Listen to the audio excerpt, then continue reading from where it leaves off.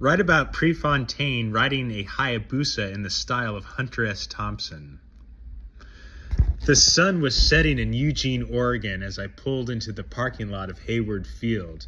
It was a hot summer day and the air was thick with the scent of sweat and asphalt. As I approached the track, I saw him. A lean, sinewy figure with a shock of curly hair and a cocky grin. It was Steve Prefontaine, and he was sitting aside a sleek black machine, a Hayabusa motorcycle. As I got close, I could hear the engine revving, a low growl that seemed to reverberate through my bones. Pre looked up and saw me. His grin widened. "You want to take a ride?"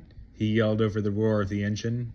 I hesitated for a moment, but then I saw the glint in his eye, and I knew I had no choice.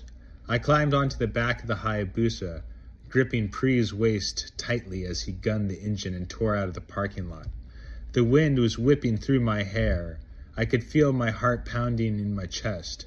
Pre was pushing the bike to its limits, weaving in and out of traffic, and I knew that at any moment we could be in serious trouble. But I didn't care. This was Pre, after all, the man who had pushed the limits of distance running and who lived life on the edge. As we raced down the highway, I could hear Pre laughing, a wild, maniacal sound that echoed through the night. And in that moment, I knew that I was experiencing something truly special, something that only a handful of people in the world could ever understand. We rode like that for hours, tearing through the Oregon countryside on that sleek black machine. And as the sun began to rise, we finally slowed down, exhausted and exhilarated. "Thanks for the ride, Pre," I said as we pulled into the parking lot of Hayward Field. "No problem, man," he replied with a grin. "Anytime." And with that, he revved the engine one last time and disappeared into the morning mist, leaving me standing there, wondering if what I had just experienced was real or simply a hallucination brought on by the thrill of the ride.